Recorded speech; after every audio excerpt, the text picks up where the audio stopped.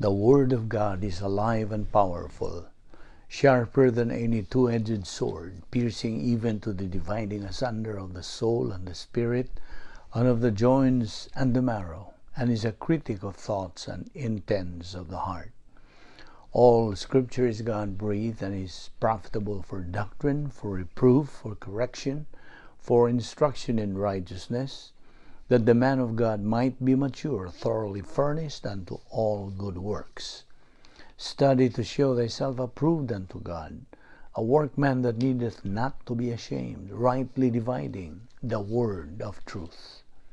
Preach the word, be ready in season and out of season. Reprove, rebuke, exhort with great patience and instruction. For the time will come when they will not endure sound doctrine, but wanting to have their ears tickled, they will accumulate for themselves teachers in accordance to their own desires, and will turn away their ears from the truth, and will turn aside to myths. Always give yourselves fully to the work of the Lord, because you know that your labor in the Lord is not in vain. As we labor in the Lord faithfully, we wait patiently on the Lord, who makes things grow. For I am not ashamed of the gospel of Christ, for it is the power of God unto salvation to every one that believeth, to the Jew first, and also to the Greek. For therein is the righteousness of God revealed from faith to faith, as it is written, the just shall live by faith. Your word is a lamp unto my feet and a light unto my path. And the gospel must first be preached to all the nations. My son, do not forget my teaching, but let your heart keep my commandments. For length of days and years of life and peace they will add to you. How happy are those who hear the word of God and obey it. Sa dili pa kita magpadayon sa atong pagtuon sa pulong sa Dios nining adlaw, gikinahanglan ang atong pagpangandam sa itong kaugalingon. Kinahanglan nga atong susihon kung doon na ba kita mga sala sa hunahuna, sala sa dila, sala nga makita. Overt sins. Kining tanan mahimong babag sa atong pagtuon sa pulong sa Dios. Busa atong gamiton ang rebound technique nga mao ang atong restore sa atong fellowship with God. Ginamit nining 1 Juan 1:9 nga nagasulti sa in English, if we confess our sins, God is faithful and just to forgive us our sins and to cleanse us from all unrighteousness. Apanalang kanimo, higala nga dili pa magtotoo, wala pa'y Kristo sa imong kinabuhi, gidasig ka, giagda ka, giawhag ka, nga unta imong gamiton ka ng imong kabubuton sa paghimo og desisyon, positive volition ngadto sa pagtuo kang Ginoong Kristo, ingon nga imong personal nga manluluwas. Human imo dawati sa Kristo nga imong manluluwas, ikaw maluwas, kay suma ka na sa Acts 16:31 which says, believe on the Lord Jesus Christ and thou shalt be saved. So human imo buhanta kini, atong andamon itong kaugalingon o busa magampo kita sa hilom.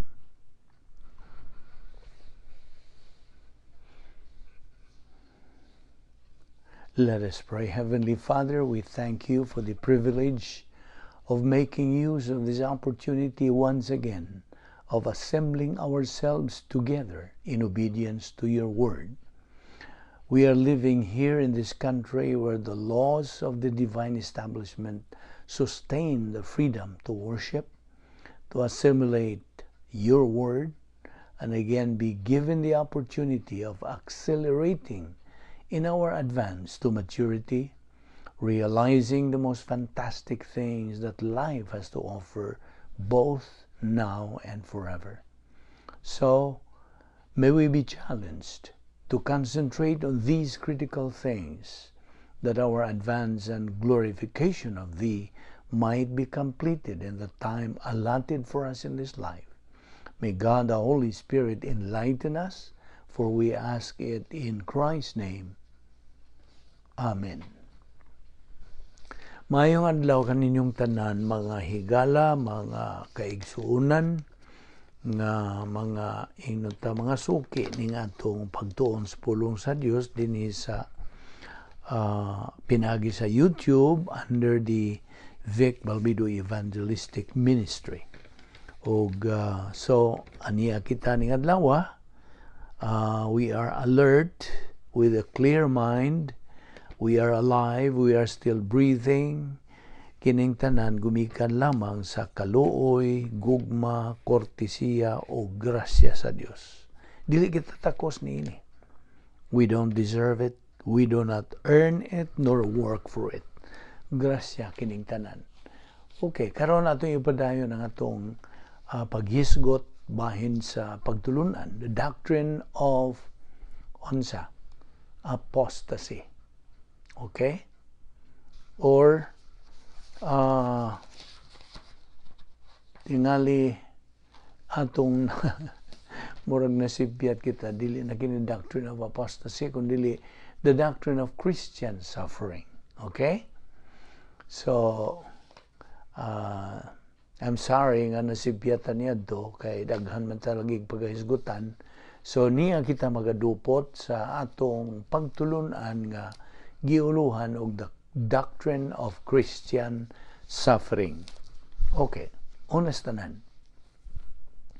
Ato nang nakita dinhi nga ang pag-antos sa usa ka magtotoo, it has something to do sa limited to time. Okay, may kalabutan kini limited to time or it falls into sa duha ka kategorya.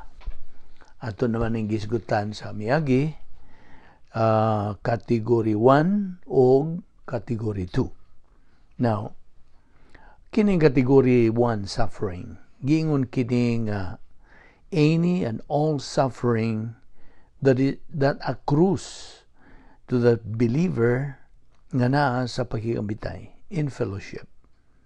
Aniya ang cross, okay? Ato naman ang gihulagway kanimo representing the point of salvation.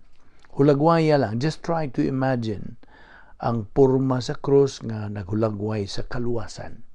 Okay? Bisag kinsang tao nga nagadungog sa may balita sa kaluwasan, he hears the gospel, og siya mutuo kang Ginoong Hesukristo ingon nga iyang personal nga manluwas. Og mao lagi may tubag siya sa maong pag-agda, gitawag og stimulus, og mohimo sa maong desisyon pinagig positibong kabubuton. Mutuo kini siya kang Ginoong Hesukristo ingon nga manluluwas at the moment of salvation of every person.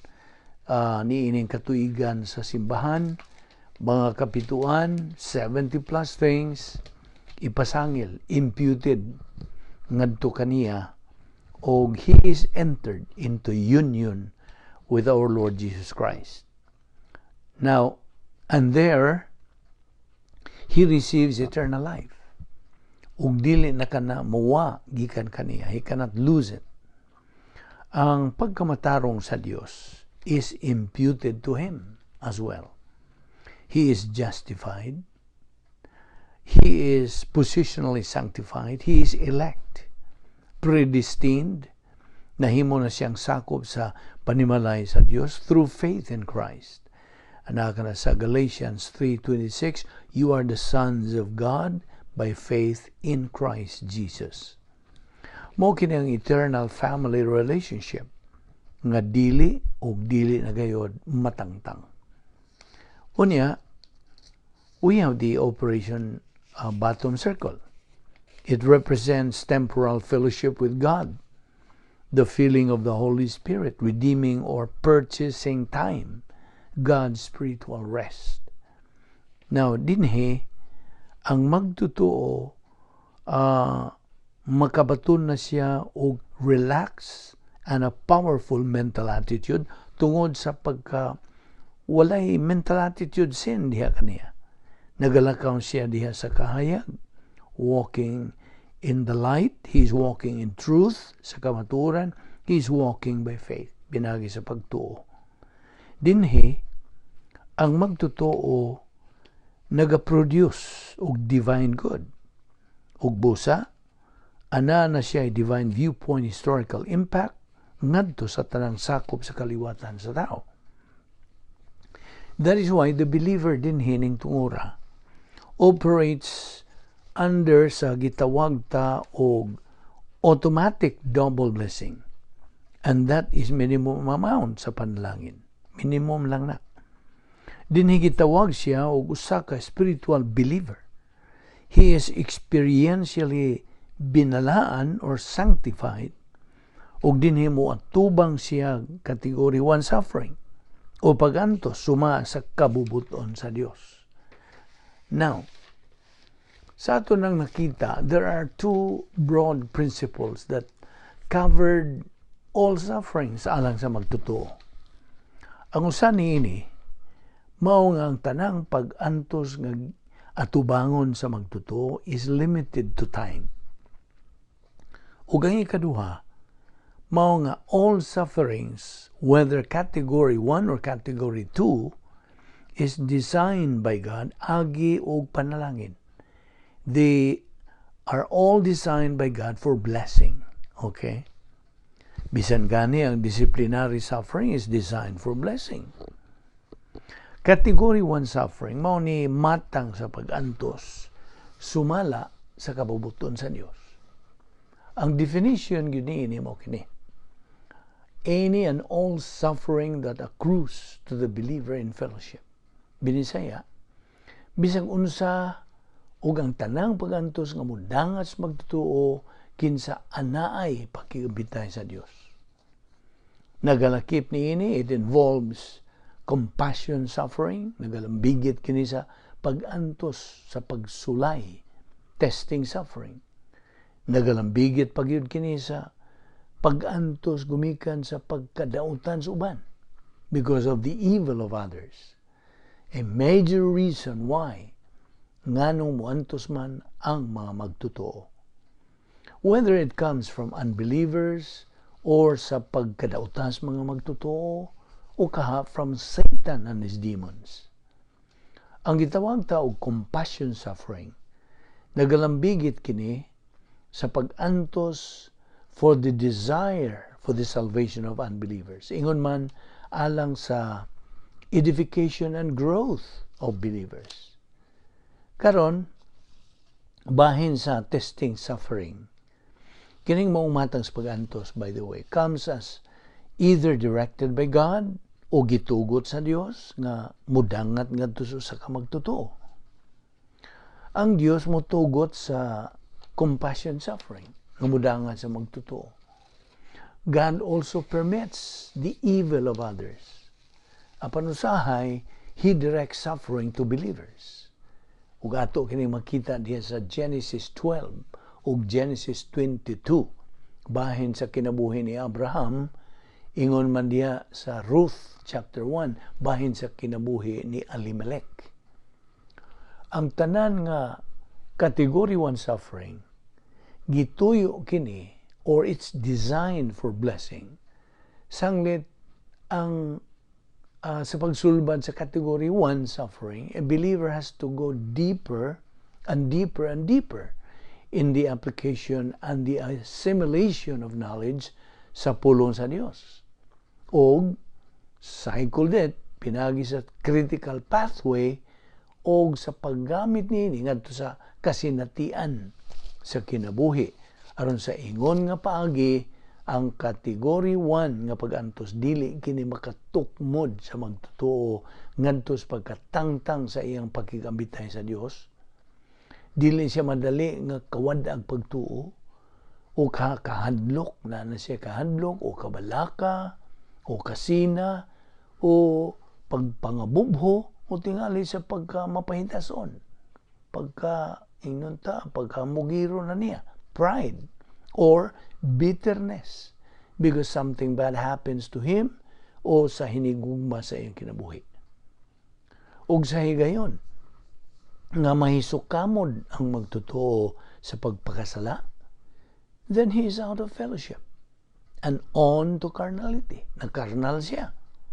Ug busa, he is said to be walking in darkness. Nagalakaw na siya sa kangit-ngit.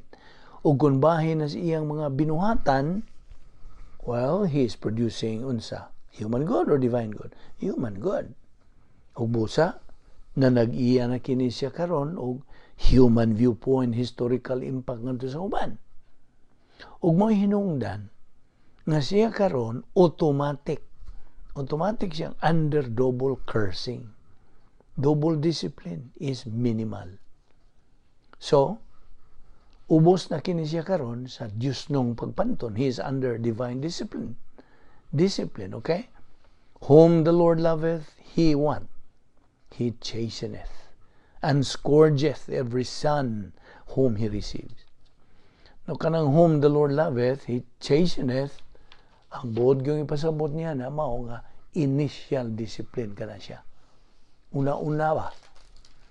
He scourgeth. Kanang He scourgeth, kanang intensive discipline na. That means, He skins alive with a whip. Ang initial discipline, tuod, nagalambigit kini sa pagkawagtang sa inner happiness. Naanay pagkamingaw. Mubante na siya kamingaw. Loneliness. Naay disorientation. Wala na siya bahinluna. Gikan sa unsa. Doctrinal reality. Naanay frustration. Pagkaway kadasig. Naanay confusion. Pagkaguliyang o salinggubot. Uguban pa. Ug ang tuyo, both of the initial as well as the intensive phase sa Diyos ng pagpanton, is to crack through the believer. Pinagi sa mentality sa iyang kalag. Aron mo dangat kini sa iyang volition, kabumuton, bahin sa iya karong giatubang nga pagantos. At tingali, gibugatan siya nini, aron finally, ang maong magtotoo, makaamgo. Ug buot na siyang mubalik ngadto sa Dios ug mangayo siyang tabang alang sa kasulbaran siyang kasuliran for the solution of the problem. He goes positive. Mapositibo gyud siya. And kung nagasabot siya rebound, he will get back in fellowship. If not, well, he will be led by God to a place where doctrine is solved. He will get plugged and get straightened out, then fulfill the divine viewpoint purpose nga gidesign sa Dios sa alang sa kinabuhi sa phase 2 sa plano sa Dios. Karon, this is category 2 suffering. Ang pag-antos as an evil doer. 1 Peter 4:15 unsa gisulti? Sa in English nagasulti kini og, but let none of you suffer as a murderer, or as a thief, or as an evildoer, or as a busybody in other man's matters. As a matter of fact, ang pag-antos na apil ug bahin ka na sa plano sa Dios. Ang pag-antos is in the plan of God, but not the will of God. Sabta ka na pagayo. Ako malikod.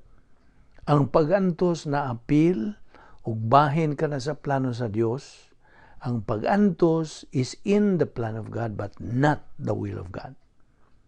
Category 1 suffering, mao kini ang will of God suffering. Samtang ang category 2 suffering is plan of God suffering. Sabot? And while there are just a handful of reasons nganong moantos man ang magtutuo sa category 2 suffering, there are well over 100 reasons why believers suffer, category 1 suffering. But they all fall into one of these categories. Okay? Now, adto ragud ta sa palihog buksi kanay mong Biblia di sa 2 Corinto kapitulo 7 bersikulo 8 ngadto sa 10. 2 Corinthians 7, 8 through 10. Okay. Sa di pa kita mo balik dito sa bersikulo 9, we have 15 reasons so far why Nganong mo antos mangyod ang magtutuo sa category 1. Here is point 16. Ato na lang ning wadon kini mga points din hiapan. Ang kini ang buti pasabot. Sometimes ana ay mga magtutuo who are under direct satanic attack sa kinabuhi. Sama ni Job, nahitabo niya, as was Job. Job, ingon sa nahiaguman o nagian niya. Ang Job chapter 1 verses 6 through 22, Job chapter 2 verses 1 through 8. Ug ang gientos ni Job was on account of his divine viewpoint lifestyle. Ug ang tumong sa yawa maong pagpahigawas kang Job sa pagkikabitay niya sa Dios, to cause Job to get out of fellowship. Ang yawa misulti sa Dios sa pagingon, imo mangyatagan sa labihan sa kadagko kadaghang mga panalangin sa grasya kini si Job, ang tanang mga spiritual o temporal nga mga panalangin, all those phenomenal grace blessings ngadto ni Job. Of course, naibaw tanganong gibubuan sa dagkong mga grasyang panalangin sa Dios kini si Job. Tungod sa hinungdan, suma sa gipadayag diha sa Job chapter 1, nga kini si Job, dinha na niya ng mabulukon og daghang divine viewpoint lifestyle. Niya ng normal nga divine viewpoint lifestyle. Mao na normal nga lifestyle. Divine viewpoint lifestyle. Si Job loved the Word. Di na siya dakong gugma ngadto sa Dios. Naga-function siya sa faith-rest life. Di na siya experiential righteousness. All describes it as he had chewed evil, meaning iya kinang gipusgay, iya kinang giusap, gitutho. He chewed evil. He couldn't stand it. Di siya kagwanta mo tanaw nini. He had a hatred for evil. That's divine viewpoint lifestyle. Dumi ka na, fellow believer. And that's why God imputed mga dagkong spiritual o temporal grace blessings ngadto kang Job. Ug ang yawa, wa nga ini, nasuko siya niini. Tungod kay si Job, di lamang nga siya ang target sa mga grace blessings sa Dios, but Job was having phenomenal divine viewpoint historical impact in his own day. Dili kay kasundugan lamang iyang kinabuhi with regard to doctrine, kundi he led many daghang gatusan o libuan ka mga magtutuo o mga dili magtutuo that led them to faith in Christ. So, he's cutting a wide path through life in divine viewpoint historical impact. Ug ang yawa gustong undangon, babagan niya kini kung mahimo ang magtutuo nga na nag-iya na sa maong baruganan sa kinabuhi sa phase 2.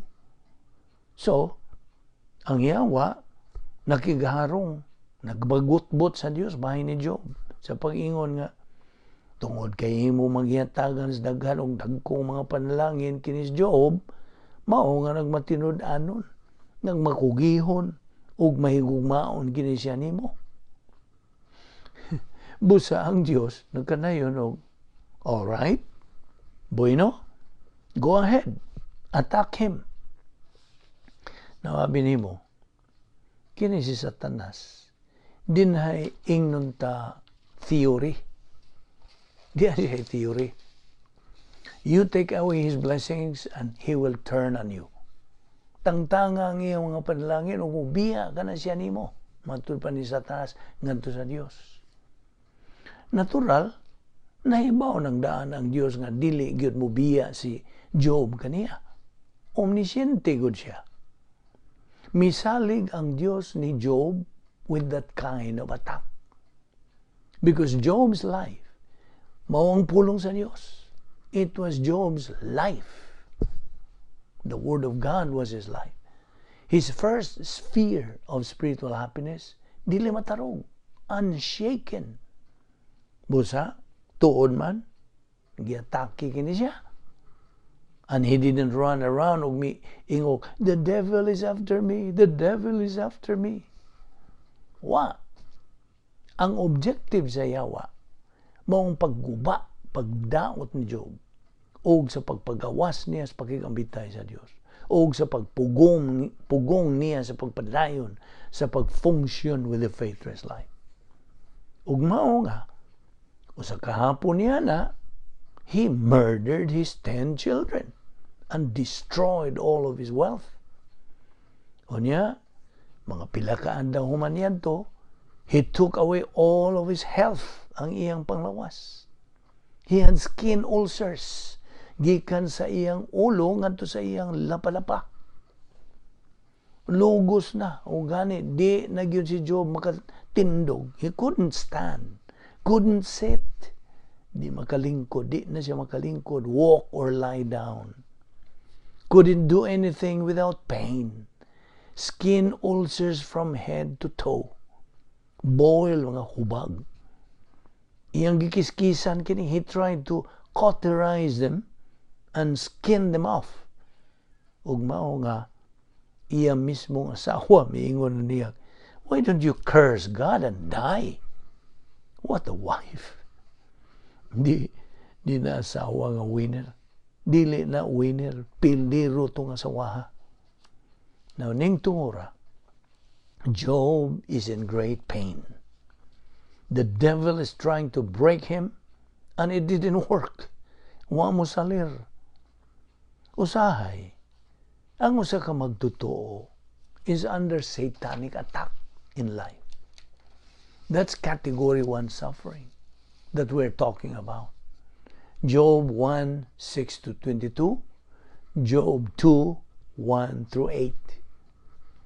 Usahay, the believer suffers because the right man or the right woman in marriage operates with human viewpoint, as did Job's wife. Job 2, 9-10. I just made reference niya na, why don't you curse God and die?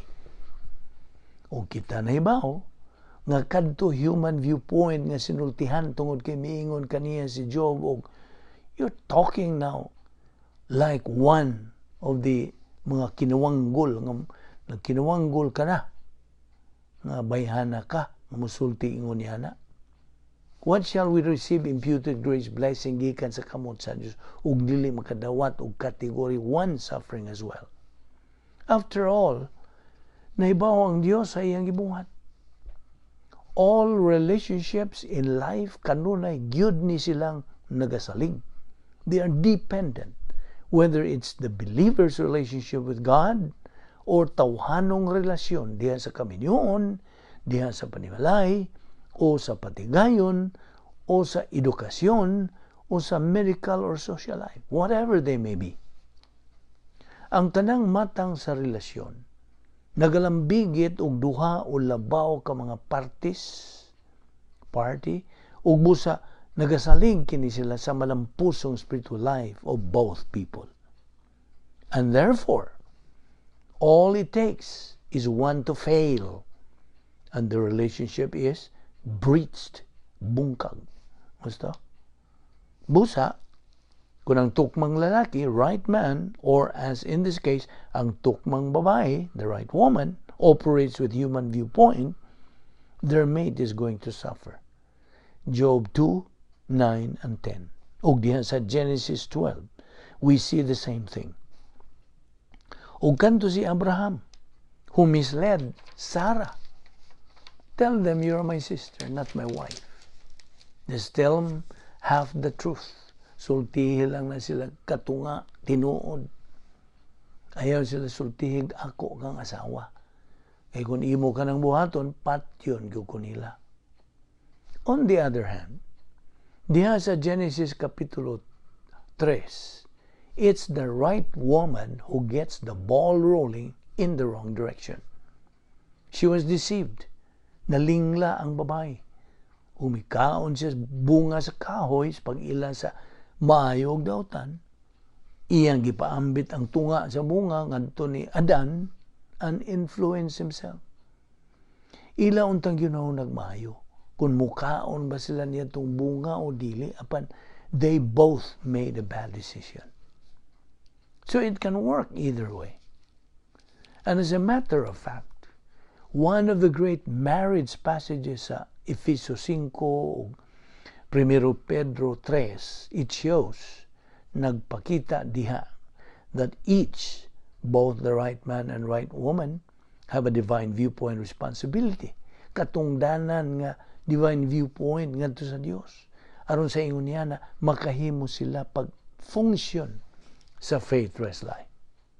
So, usahay ang mga magtutuo in marriage, they suffer tungod kay ang right man or right woman operates with human viewpoint. O kung silang duha out of fellowship naan, they can share the misery sa Diyos nung pagpatlon together. Di ba? Sometimes, believers suffer because anaa sila under direct demonic attack. As with Paul, diya sa 2 Corinto 12:7 ngadto sa 10. A messenger of Satan to slug him, called a thorn of the flesh. Ug kadtong tunok sa unod, thorn of the flesh, was physical pain, sakit sa lawas, inflicted ngadto ni Apostol Pablo by a demon. Ang verb nga gigamit diha mao ang verb kalapidzo, nga sa Griego nagkahulugan kini og to double up your fist and slug somebody. Ang slug nagkahulugan kusog-kusog o a heavy blow, ilabi na pinagig kinumo. And therefore, to inflict, og daghang sakit, a lot of pain. Og kadtong maong mga sakit, were demon-caused, nga wa tangtanga sa Dios. Abi nimo, si Pablo may ampo sa makato kay gayon. 3 times. He prayed in 3 different occasions. Ginoo, tangtanga ragod ni. Kato, iyang giampo kanto. Unsa may tubag sa Dios kaniya? Unsa gitubag sa Dios kaniya? Pablo, my grace is sufficient for you. Si Pablo nakakat-on something. He learned something with the presence of pain in his body, in his life. He said, akong nakatunan nga sa bisag unsa may akong kahimtang in whatsoever state that I am, there may be content. I have learned that when I am asthenes, that is when I am dunatos. When I am weak from the human standpoint, that is when I become dunatos, that I become powerful from the divine viewpoint. Not ang insulti ni Pablo. He reached people, iyang giabot ang mga katawan into the knowledge of the Word of God, and blended dugang pagyong kahibalo sa doktrina together with faith. It exacerbates the first fear of spiritual happiness and accelerates magapausog pagyud kini sa espirituhanong pagtubo, spiritual growth. Ang Dios mo'y magapabali sa pagtunglo, cursing ngadto sa panalangin, blessing. As a matter of fact, diyan sa Nehemiah 13:2 and 3, God does turn cursing to blessing. You take the category 1 suffering, ug ang taytayan ngadto sa dugang pang mga panalangin, maong paggamit sa mga pertinent doctrines ngadto sa kasinatian, ug ang spiritual momentum sa divine viewpoint lifestyle. Dinhi ang Dios mupabali, will turn cursing to blessing. Ug mao kanay iyang gibuhat sa kinabuhi ni Apostol Pablo. Now, by the way, wa ni magpasabot nga ang magtutuo mangita gyud pag-antos kinabuhi. Ayaw pag-una niya na. Kaya kanang buhata, pure human viewpoint. Ano bang, mangita ko pag-antos? Dili. Human viewpoint ka na. Kaya ang pag-antos mo, abotras kinabuhi sa magtutuo. In God's own time and in God's own way, o whatever subordinate category it may be. Apan hinumdumi, ang category 1 suffering is never separated. Dili kini mabuwag gikan sa first sphere sa spiritual happiness. Ug ang empowerment, paghatag og gahom gikan sa Espiritu Santo, otherwise called filling of the Holy Spirit, ang Diyos Espiritu Santo empowers the believer. He empowers spiritual growth. He empowers spiritual ministry. He also empowers sa magtutuo sa pagbuhat sa produksyon sa fruit of the Holy Spirit. Love, joy, kanang joy, first fear sa spiritual happiness, tranquility of soul, ug uban pa. That's the peace of God, which surpasses all understanding, ingon man all misunderstanding. Di ba niyo usap? Now, there is no unhappiness in category 1 suffering. Okay? So, usahay, ang mga magtutuo can be under demonic attack according to 2 Corinthians 12, 7 through 10. Nakabuhat si Pablo usa ka dakong sayop sa iyang kinabuhi when he went to Jerusalem. When ang Dios migiya unta kaniya to go west dito sa Espanya.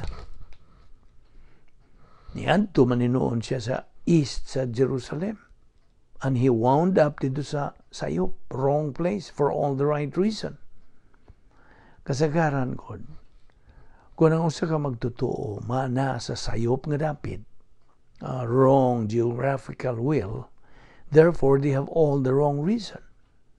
Some kind of evil that is pursuing in life. Apan sa bahin ni Pablo, he was still evil. But what an interesting aspect of evil. He wanted the salvation sa mga Hudyo. And he superimposed his own will over the will of God. Ug ang Diyos, may pasidaan kaniya in 3 different times on the way to Jerusalem. That mawa ang iyang kagawasan. He's gonna lose his freedom. Miadto siya dito sa tuyo sa pagsangyaw sa mga malita sa kaluwasan ngadto sa mga Hudyo. Maayo man tong iyang tinguha. He had no impact. Sa pag-adto niya dito, kaya di man lagi mauto ang kabubuton sa Diyos, he had no impact. No unbeliever would ever turn to faith in Christ. Kaya giing nanagod ni si Pablo sa Diyos nga, adto dito sa Espanya. Aba nagtuman man yun ni siya sa pag-adto sa Jerusalem, nga dili mao ang geographical nga kabubuton sa Diyos. Kung mao ito nahitabo dito sa Jerusalem, misangyaw tuod siya sa mga Hudyo, apan way misanong sa gospel dito. Because like what we said, he had no impact. Ug way unbeliever ever turned to faith in Christ.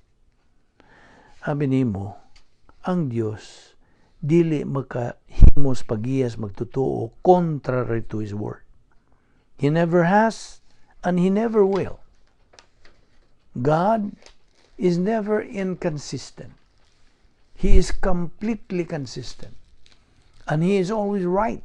Husto siya sa kanunay. Sometimes, sometimes ang mga magtutuo muanto sa tuyo to prevent or eliminate pride. 2 Corinthians 12:7. Paul received an abundance of revelation. But to keep him down, nayaagom siyang pag-antos to prevent kaniya nga mahimo siyang mapaytason. O sa laing bahin, sometimes, believers suffer in order to pagpakita sa pagka-ego, sufficiency of God's grace. 2 Corinthians 12:9. Ang Diyos sulti kang Pablo, my grace is sufficient for you, Paul. O lain sa mga bahin, ang mga magtutuo mo antos to demonstrate the wisdom of God in answering prayers. Usahay ang mga magtutuo tubago ng ilang pagampo. Yes answer sa ilang pagampo. Usahay makadawat sila no answer sa ilang pagampo. Apan ayaw baya kalimot nga ang Dios motubag gyud sa pagampo sa mga magtotoo. There is no prayer of believers that has ever gone unanswered in the plan of God. And sometimes it's a yes answer, sometimes it's no answer. Sometimes it's temporarily delayed answer, but eventually will turn into yes. Dinhi lang una kita kutom sa atong pagtuon niini, gidapit ka gihapon higala o igsuon sa pagpadayon sa subay, pagsunod nining atong pagtuon sa pulong sa Dios. Visayan English version kini o ubos kini sa Vic Balbido Evangelistic Ministry through the YouTube.